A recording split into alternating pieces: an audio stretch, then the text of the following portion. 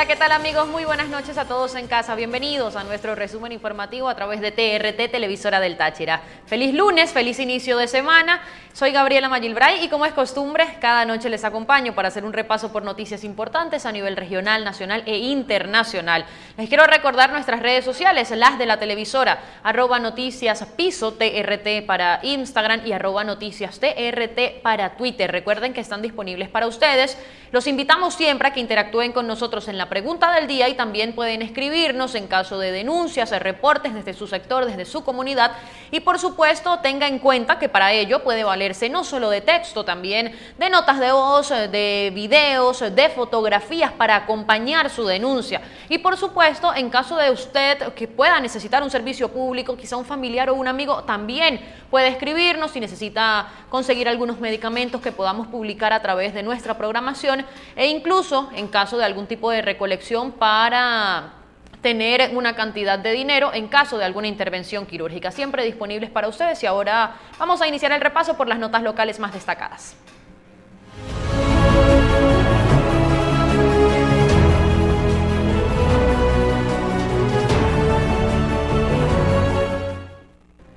A nivel regional hablamos de salud porque los desechos sólidos, los desechos sanitarios que provienen de las áreas de aislamiento de COVID-19 en el Hospital Central de San Cristóbal no tienen una disposición final y eso se está convirtiendo en un foco de contaminación.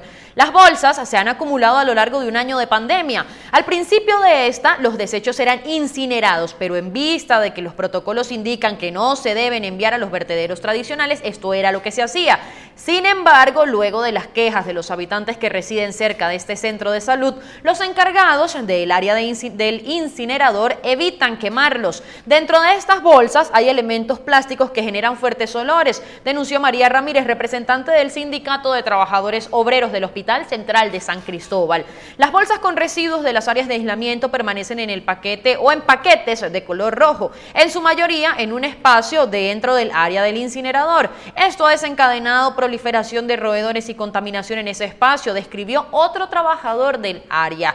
Los trabajadores señalan que el tratamiento que se le debe dar a estos desechos sólidos es enterrarlos en una fosa donde ninguna persona manipule los elementos que hay allí por el alto riesgo. Sin embargo, hasta la fecha las autoridades pertinentes no han diseñado un protocolo para la disposición final de estos desechos que ya se acumulan desde hace prácticamente un año de pandemia.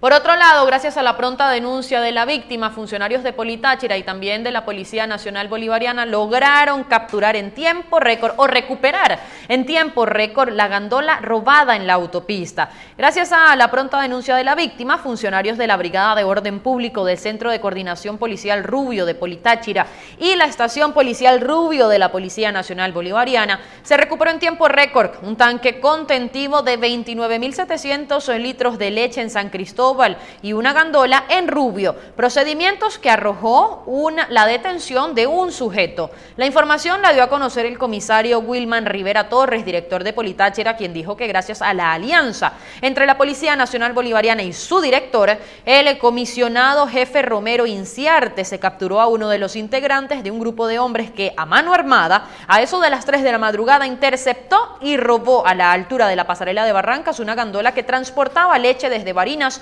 hacia el estado Zulia. Luego de unos minutos, funcionarios de la Brigada de Orden Público se percataron del tanque abandonado y procedieron a alertar a los puntos de atención al ciudadano de los municipios adyacentes, recibiendo al poco tiempo la denuncia telefónica de un ciudadano que había sido despojado de su vehículo de carga que manejaba. Esta situación alertó a funcionarios policiales de ambos cuerpos en varios municipios, donde de manera mixta, en el municipio Junín realizaron patrullaje, pudiendo ver en la autopista el vehículo tipo Chuto Blanco que coincidía con las características descritas por la víctima de este procedimiento.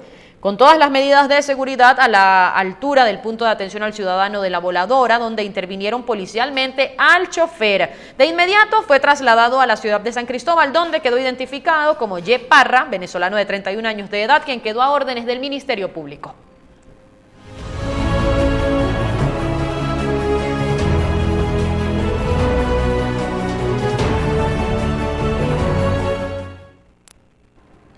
A nivel nacional, la vicepresidenta Delcy Rodríguez informó el pasado fin de semana que Venezuela saldó aproximadamente el 50% del pago por 11 millones de dosis de vacunas del mecanismo COVAX. Venezuela, a través de todas las gestiones diplomáticas jurídicas a nivel internacional, ha logrado consignar algo más del 50% del mecanismo COVAX, anunció Rodríguez en declaraciones transmitidas por televisión. Recordemos, COVAX es el mecanismo de la Organización Mundial de la Salud creado para garantizar la distribución de vacunas a los países más desfavorecidos y recibió el equivalente a 64 millones de dólares, que serían parte del anticipo que Venezuela está dando a este importante mecanismo para garantizar el 20% de la vacunación venezolana, detalló la funcionaria al leer extractos de un comunicado firmado por representantes del sistema.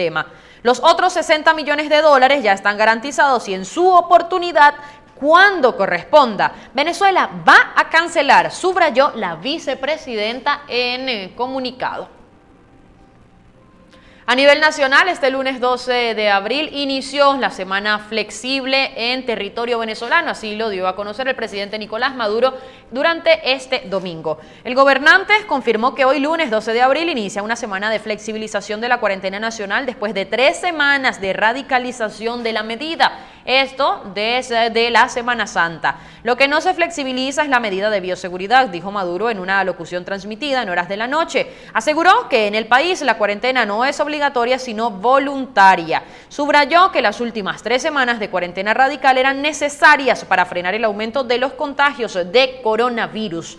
En al menos 4 ocasiones mencionó como la variante Bolsonaro a las cepas P1 y P2 del COVID-19 en referencia al presidente de Brasil, Jair Bolsonaro. Recordemos que es desde la semana antes de Semana Santa que teníamos cuarentena radical. Pasó esa semana, luego Semana Santa e incluso la semana que acaba de culminar también fue radical. Sin embargo, ya a partir de este lunes se da nuevamente la flexibilización en el país y precisamente hablando de esto, en 70% afectó a los comercios las 3 semanas continuas de cuarentena radical en el estado Lara. Así lo anunciaron y lo denunciaron incluso algunos comerciantes de esta entidad.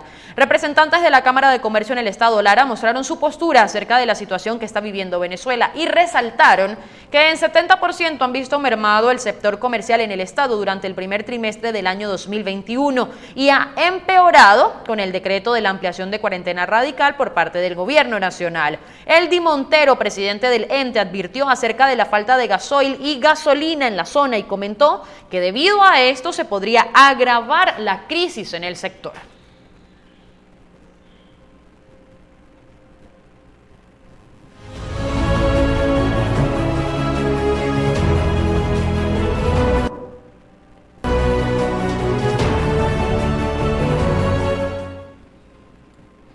Iniciando esta semana, la Organización Mundial de la Salud aseguró que la pandemia que actualmente golpea fuertemente a Asia está en un punto crítico. Pese a que muchos países han decidido iniciar sus campañas de vacunación, sin embargo, los casos, en el caso de la India, por ejemplo, han incrementado de manera considerable en las últimas semanas. La pandemia de COVID-19 entró en una fase crítica con las infecciones disparándose pese a las restricciones y a las campañas de vacunación, advirtió la Organización Mundial de la Salud este lunes con récords en el sur de Asia, donde se intensifican las medidas para frenar al virus. Sin embargo, los ingleses volvieron a las terrazas de los pubs y a las peluquerías este lunes tras pasar el invierno confinados en una muestra del panorama variable que ofrece la pandemia, con países como el Reino Unido con la campaña de vacunación bien avanzada y otros donde apenas esta está despegando.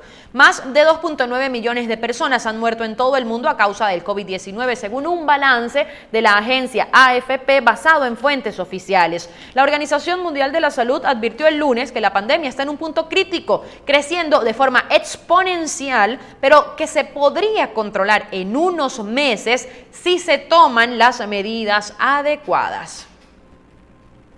Y la India, justamente el país del cual estábamos hablando, superó a Brasil en cuanto a número de contagios por COVID-19. Se convirtió en la segunda nación con mayor número de casos y superó este lunes 12 de abril a Brasil como la segunda nación más afectada, con más de 13.5 millones de casos acumulados en medio de una segunda ola de la enfermedad en el país, mucho más rápida que la primera. De acuerdo con el parte del Ministerio de Salud indio, en las últimas 24 horas el país confirmó más de 168.000 nuevos casos, el dato más alto desde el comienzo de la pandemia, completando el sexto día consecutivo en superar su propio récord nacional. Con las cifras de este lunes, la India suma 13.527.717 millones de casos en total de infecciones.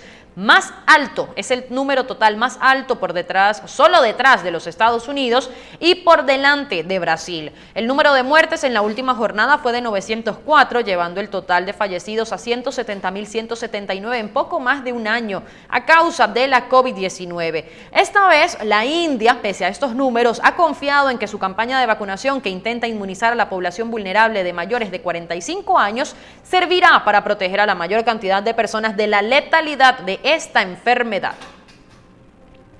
Y por otro lado, hablamos de política porque Guillermo Lasso ganó las elecciones en Ecuador. La segunda vuelta de las presidenciales ecuatorianas dejó como ganador al conservador Guillermo Lasso, quien se enfrentaba a su tercera intentona presidencial frente al candidato correísta Andrés Arauz.